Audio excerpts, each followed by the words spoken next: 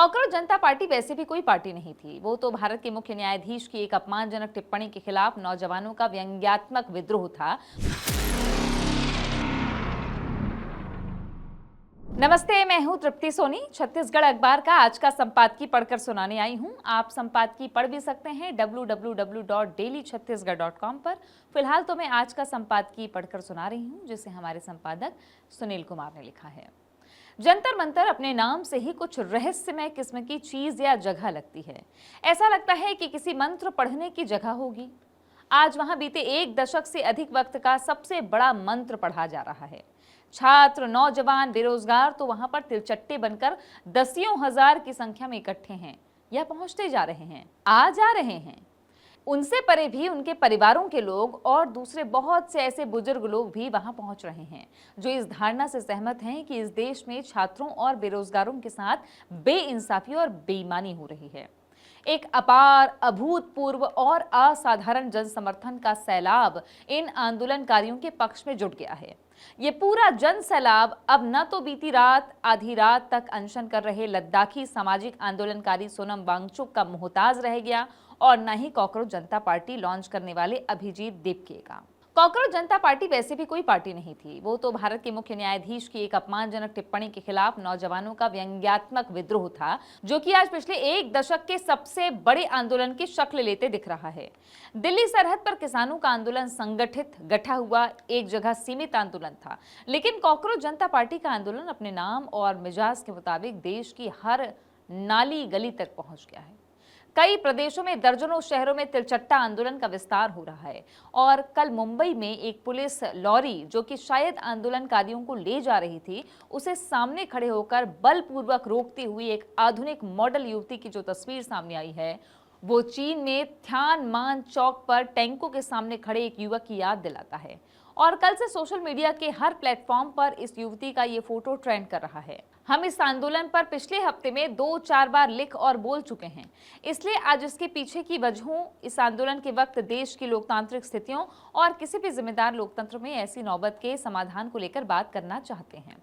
बीते कई महीनों से देश में नीट इम्तिहान और दूसरे दाखिला या नौकरी इम्तिहानों के भ्रष्टाचार को लेकर छात्र और नौजवान पीढ़ी और बहुत हद तक उनके लिए जिम्मेदार उनके माँ बाप भी बहुत विचलित चले आ रहे थे। लेकिन केंद्र सरकार की कार्रवाई बहुत ही सीमित थी और ऐसा लगता है कि सरकार को अभी कुछ हफ्ते पहले तक ये लगा ही नहीं था कि निराश और नाराज छात्रों की कोई ऐसी एकजुटता हो सकती है। यही वजह रही कि सरकार के लोग, सत्तारूढ़ पार्टी के लोग और उनके दरबारी चारण और भाट लगातार छात्र छात्राओं को गद्दार, देशद्रोही, विदेशी फंड पाने वाले और टुकड़े टुकड़े गैंग करार देते रहे। अभी 2 दिन पहले एक राजकीय गीतकार ने भी कुछ ऐसी ही जुबान में आंदोलनकारियों के खिलाफ पोस्ट किया है। एक तरफ तो सरकार एक बड़ी लोकतांत्रिक चुनौती झेल रही है, दूसरी तरफ उसकी तरफ से बोलने वाले लोग आज भी मौके की नजाकत को समझ नहीं पा रहे हैं। बीती आधी रात के करीब प्रधानमंत्री नरेंद्र मोदी ने छात्र छात्राओं से कुछ अपील का एक सेल्फी वीडियो जारी किया, जो कि भारतीय लोकतंत्र के इतिहास में अपने किस्म की पहली कार्रवाई थी। आज देश भर में कई शहरों में कॉकरोच आंदोलन की घोषणा की गई है। संसद के भीतर और बाहर, सड़क और प्रधानमंत्री निवास पर विपक्ष ने राहुल गांधी की अगुवाई में एक असाधारण विरोध प्रदर्शन किया है और सरकार को बुरी तरह से घेरा है। ऐसा लगता है कि सरकार ने देश की बेचैन होती जन भावनाओं को समझने में महीनों की देर कर दी और इसीलिए आधी रात की रील की जरूरत पड़ रही है। फिर भी हम सरकार के लिए कोई असुविधा पैदा करने की या कि मौजूदा असुविधा को बढ़ाने की नीयत नहीं रखते।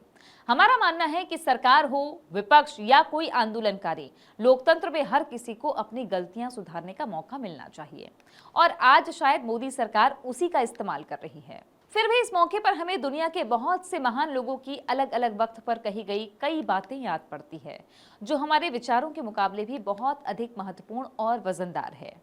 इसलिए हम उन्हें यहाँ पर लिख रहे हैं ताकि ये बात सनद रहे और भारतीय लोकतंत्र के लिए सबक रहे।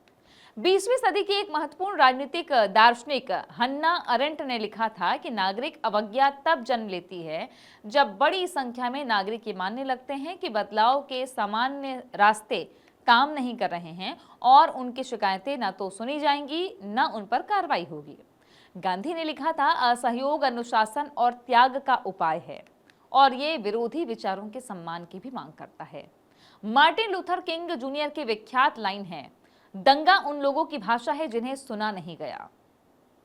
जॉन स्टुअर्ट मिल ने लिखा था, लोकतंत्र की परीक्षा चुनाव के दिन नहीं होती, उस दिन होती है जब उसके खिलाफ नारे लग रहे हों।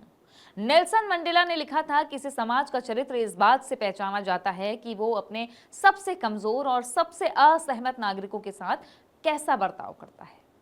एक बात को बहुत से अलग अलग विचारकों ने लिखा और कहा है, अहिंसक विरोध लोकतंत्र की विफलता नहीं बल्कि उसकी एक अनिवार्य विशेषज्ञता है। कुछ और लोगों ने लिखा है, लोकतंत्र का सबसे बड़ा सौंदर्य यही नहीं है कि सरकारें हर बार सही होती है, उसका सबसे बड़ा सौंदर्य यह है कि नागरिक बिना डर के ये कह सकते हैं कि सरकार गलत है। किसी और ने लिखा है, जब हजारों नौजवान सड़कों पर उतर आएं तो जिम्मेदार लोकतंत्र का पहला कर्तव्य उन्हें हराना नहीं, उन्हें सुनना होता है। अमेरिका के एक शुरुआती राष्ट्रपति थॉमस जेफरसन ने लिखा था, कभी कभार होने वाला विरोध किसी भी लोकतंत्र के लिए अच्छी बात है। गांधी, मार्टिन लूथर किंग और नेल्सन मंडेला, इन तीनों ने हेनरी डेविड थोरो से कई तरह की प्रेरणा ली थी। थोरो ने लिखा था, जिस सरकार में किसी बेकसूर को जेल जाना पड़े वहां एक इंसाफ पसंद इंसान की जगह भी जेल ही है।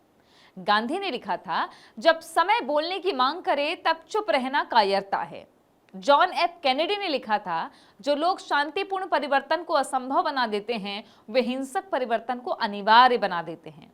एक चेक राष्ट्रपति की एक किताब का सार था कि आम लोगों की सामूहिक नैतिक शक्ति राज्य की संस्थागत शक्ति से बड़ी हो सकती है। अमर्त्य सेन ने लिखा था, लोकतंत्र सिर्फ मतदान नहीं है, वो सामाजिक तर्क वितर्क भी है।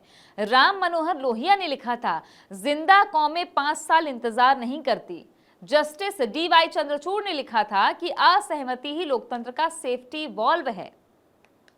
कुकर का सेफ्टी वॉल्व प्रेशर बढ़ने पर कुकर को फटने से बचाता है। इसलिए हम इन तमाम बातों को गिनाते हुए ये कहना चाहेंगे कि एक जिम्मेदार लोकतंत्र अपने नौजवानों को हराने की कोशिश नहीं करता, वो उन्हें सुनता है, उनसे बहस करता है, उनसे असहमत भी होता है, लेकिन कभी कभी उनसे सीखता भी है। तो ये था आज का हमारा संपादकीय। आप खबरों से अपडेट रह सकते हैं www.dailychhattisgarh.com पर।